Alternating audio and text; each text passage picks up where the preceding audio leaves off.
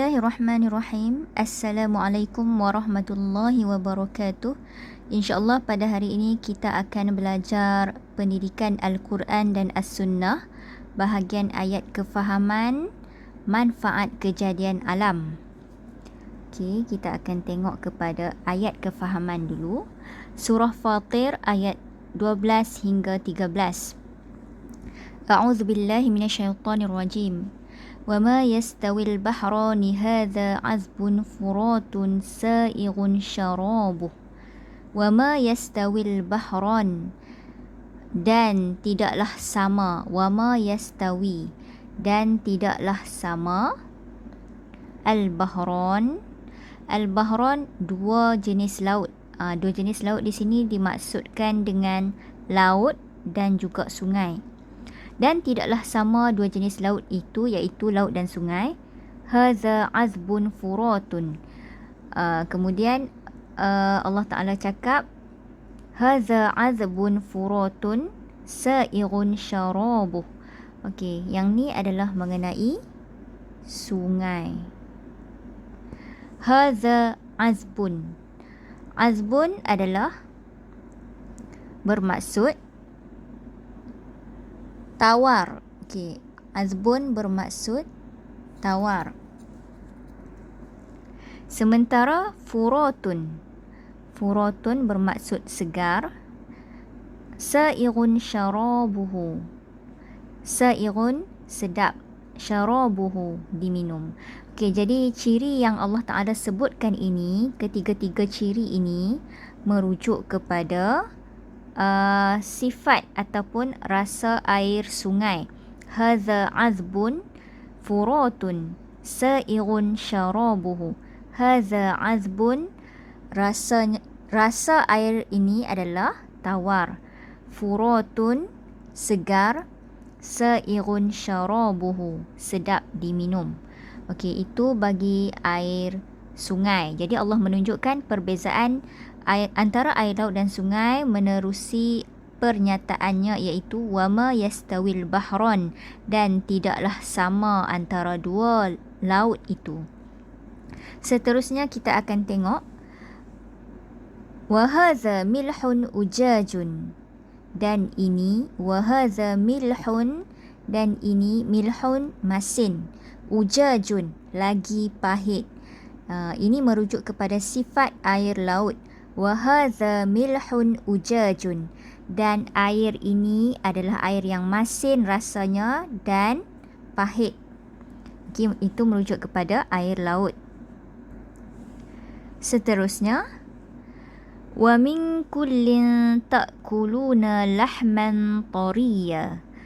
Wa min kullin, dan daripada tiap-tiap air laut dan sungai itu, ta'kuluna lahman tariya, kamu dapat makan lahman daging. Tariya, tariyan bermaksud segar.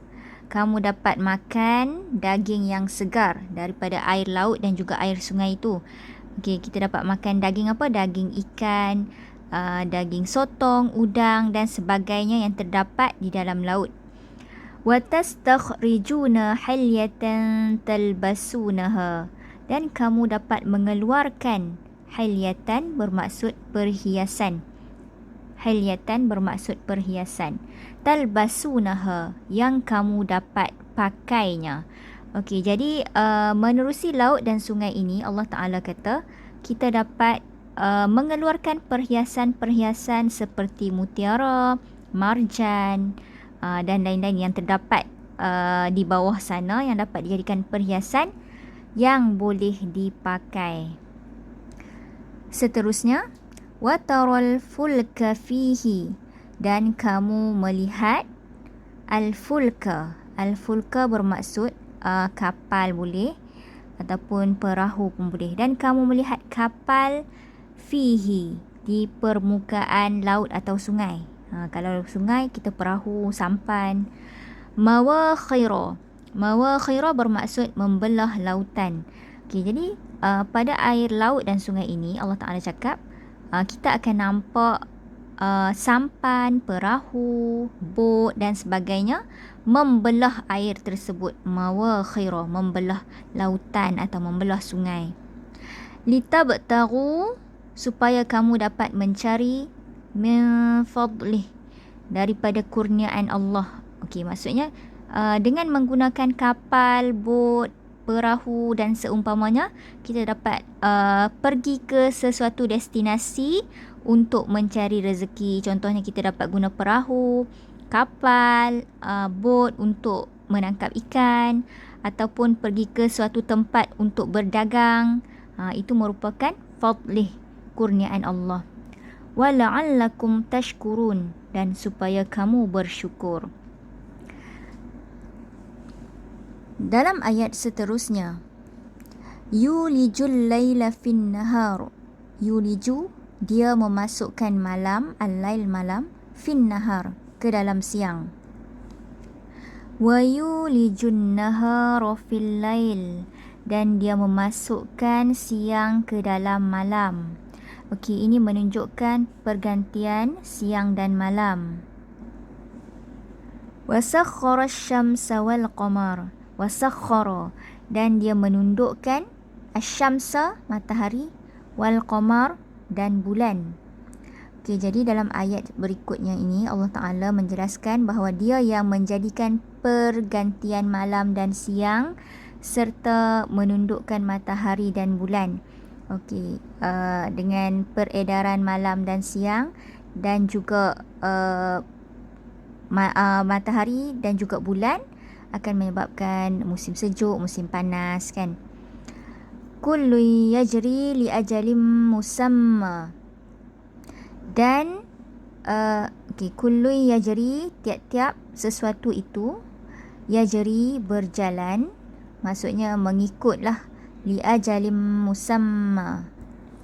Okey, jadi ia bermaksud tiap-tiap sesuatu itu seperti pergantian malam dan siang, peredaran bulan dan matahari adalah mengikut ajalim musamma.